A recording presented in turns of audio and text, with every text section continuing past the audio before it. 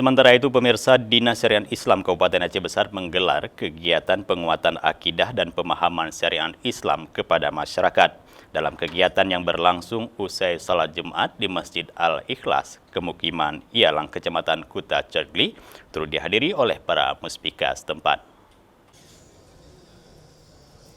Kegiatan yang mengangkat tema "Mari kita implementasikan syariat Islam dalam kehidupan sehari-hari" bertujuan untuk memberikan pemahaman kepada masyarakat tentang pelaksanaan syariat Islam yang merupakan bahagian dari visi dan misi Bupati Wakil Bupati Aceh Besar.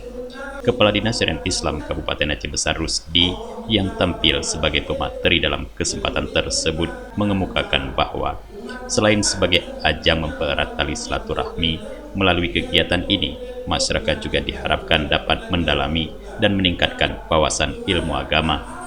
Menurut Rusdi, kemajuan teknologi telah menyebabkan akhlak generasi muda tergerus.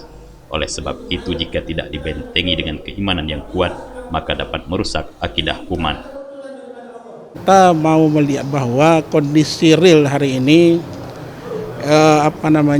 masyarakat dalam pemahaman agama itu kan bermacam-macam pemahamannya. Jadi kita bukan ingin menyatukan pemahaman itu, tapi pelaksanaan syariat Islam di Aceh yang harus kita utamakan. Karena kalau kita lihat hari ini seolah-olah paling banyak pelanggaran. Berlaku syariat Islam tapi pelanggarannya makin banyak. Artinya pemahaman akidah ini belum sempurna. Ya, karena memang tidak akan sempurna. Kita berharap bahwa minimal dengan ada penyuluhan keagamaan ini mengingatkan kembali masyarakat bahwa pelaksanaan syariat Islam di Aceh ini harus kita sukseskan. Bagaimanapun caranya, semua lini masyarakat harus terlibat. Jadi tidak harus di elit-elit politik saja, semua masyarakat juga harus mengetahui itu. Bahwa di Aceh ini dengan berlakunya Undang-Undang Nomor 11 Tahun 2006 tentang pemerintah Aceh, di dalamnya dengan Undang-Undang 18 Tahun 1999 juga diberi keistimewaan itu kepada kita.